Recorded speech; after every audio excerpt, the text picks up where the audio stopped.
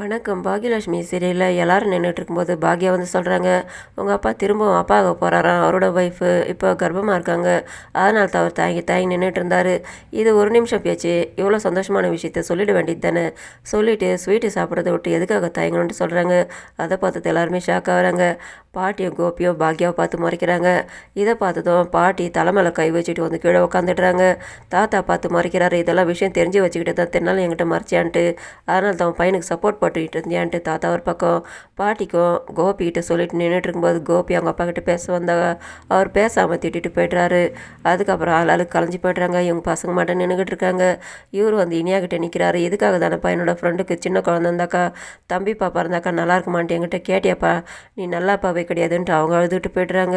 செழியன் கிட்ட பேச வந்தா, ஏன்பா உன்னோட ஃப்ரெண்டுக்கு இந்த வயசில் குழந்தை பிறக்க போது சொன்னது இதை வச்சு தானான்ட்டு அவர் ஒரு பக்கம் போய்ட்றாரு. எழில் இவரை பார்வையால் பார்த்துட்டு போய்ட்றாரு. அதுக்கப்புறம் அவங்க அம்மா கிட்ட வந்து நிற்கிறாரு. ஏன்டா நான் சொல்கிற மாதிரி கேட்டிருந்தா அந்த நிலமை வந்திருக்குமா, என் பேச்சு நீ கேட்குறதே கிடையாதுன்ட்டு அவங்க ஒரு பக்கம் திட்டிட்டு போய்ட்றாங்க. இவர் பாக்யா பார்த்து முறைக்கிறாரு. அவங்க உட்காந்து பாப்கார்ன் சாப்பிட்டுட்டு எதுவுமே நடக்காத மாதிரி உட்காந்துக்கிட்டு இருக்காங்க. செழியன் உள்ளே வந்தால் ஜெனி உட்காந்து யோசனை பண்ணிக்கிட்டு இருக்காங்க. என்ன யோசனை பண்ணிக்கிட்டு இருக்கா, வீட்டில் நடந்த விஷயங்களை நாங்களே எதிர்பார்க்கல, இதெல்லாம் நீ தப்பாக நினைக்காத, எங்கள் அப்பா தான் அப்படி பண்ணிட்டாரு, ஆனால் எங்கள் வீட்டில் இருக்கிறவங்க எல்லாருமே நல்லவங்க உனக்கு தெரியும் தானே சொல்லும்போது, எனக்கு அதெல்லாம் தேவையில்லை செழியா, இப்போ இங்கே நடக்கிற விஷயம் மாதிரி உன்னோட வாழ்க்கையில் மாலினி வந்துட்டு சொன்னால் என்ன பண்ணுறதுன்ட்டு கேட்கும்போது இவர் ஷாக் ஆகுறாரு. ஏமா நீ அப்படியெல்லாம் நினச்சிக்கிட்டு தப்பாக நினைக்காதன்ட்டு இவங்க கேட்குறாங்க. இன்னும் நீங்கள் பேசிக்கிட்டு இருக்கீங்களான்ட்டு, அப்படியெல்லாம் ஒன்றும் இல்லைம்மா, இந்த மாதிரிலாம் தப்பாக நினைக்காது, அதெல்லாம் நடக்காது, அந்த மாதிரிலாம் அந்த அளவுக்குலாம் போகாதுன்ட்டு, அப்போ நான் அவனை நம்பலாமான்னு நம்பலான்ட்டு அப்படியே அவங்களுக்கு அரமனசாவே இருக்குது. அதனால் உட்காந்து திரும்ப யோசனை பண்ணுறாங்க. இவர் ஷாக் ஆகிட்டு மேலே வராரு. இவர் 2 பாட்டில் கையில் எடுத்துகிட்டு மேலே வந்தால் எழில் உட்காந்துக்கிட்டு இருக்காரு. அப்பா பண்ண வேலையால் நீ தண்ணியை தந்து குடிக்க போறியா, இப்போ அம்மா பார்த்து என்ன பண்ணுறது, அம்மா திட்டுவாங்க, இதெல்லாம் குடிக்கூடாது சொல்லியிருக்காங்களா வேணாடா சொல்லும்போது, அப்பா அது ஒரு பக்கம் இருந்தாலும் அதுவும் ஒரு காரணம். ஆனால் ஜெனி வேறு இந்த மாதிரிலாம் கேட்குறாடான்ட்டு அவர் நடந்த விஷயங்கள்லாம் சொல்கிறாரு. அது கேட்டு சொல்கிறாரு, அவங்க ஆரம்பத்தில் கரெக்டாக தான் இருந்தாங்க, இப்போ நடந்த விஷயங்களால் தான் அவங்க இந்த மாதிரி மாற்றி பேசுகிறாங்க, அவங்க திரும்பவும் பழைய எப்படி வருவாங்க, அது வரலாம் நீ காத்துக்கிட்டு தான் இருக்கணும்ன்ட்டு இவங்க குடிக்கிறாங்க.